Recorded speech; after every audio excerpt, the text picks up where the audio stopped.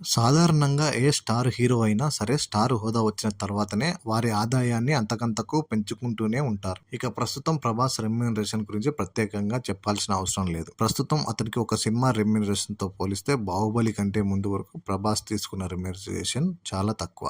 Box office వద్ద తన రేంజ్ను అమాంతం పెంచుకుంటాం, రెమ్యూనరేషన్ డోసులు కూడా గట్టిగానే పెంచుకుంటున్నాడు. ప్రభాస్ ఎలాంటి సినిమా చేసినా కూడా బాక్సాఫీస్ వద్ద భారీ వసూళ్లు అందుకోవడం కామన్ గా వస్తున్నదే. ఇక ప్రభాస్ ప్రస్తుతం ఒక్కో సినిమాకు 100 కోట్లు తీసుకుంటున్నాడని అందరికీ తెలిసిన విషయమే. అయితే ప్రభాస్ కు ఉన్న ఆస్తుల విలువతో పోలిస్తే ఈ రెండు రెమ్యూనరేషన్లు చాలా తక్కువ.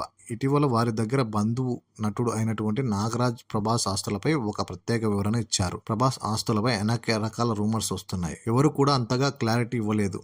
దాదాపు 1000 ఎకరాలు ఉన్నాయని ప్రభాస్ ఆస్తుల మొత్తం విలువ అయితే 7,000 కోట్లకు పైగా ఉంటుందని, అది కూడా కేవలం మొగల్తూరు సామ్రాజ్యంలోనే వారి తాతలు సంపాదించడమని ఎన్నో కథనాలు వచ్చాయి. ఇక వాటిపై వారి దగ్గరి బంధువులు అయినటువంటి నాగరాజు ప్రత్యేక వివరణ ఇచ్చే ప్రయత్నం చేశారు. ఒకప్పుడు ప్రభాస్ కుటుంబీకులు వేల రూపాయలు, వందల రూపాయలు కూడా ఎకరం భూములు కొనేవారు. అయితే ప్రస్తుతం వాటి విలువ ఒక్కసారిగా పెరిగిపోయిందని తెలిపారు. ఇప్పుడు ఒక్కో ఎకరం ₹1,00,00,000 పలుకుతుంది. కాబట్టి వారి ఆస్తుల విలువ ఇప్పుడు అందరూ అనుకున్నట్లుగానే 1000 కోట్లకు పైగానే ఉంటాయని తెలియజేశారు.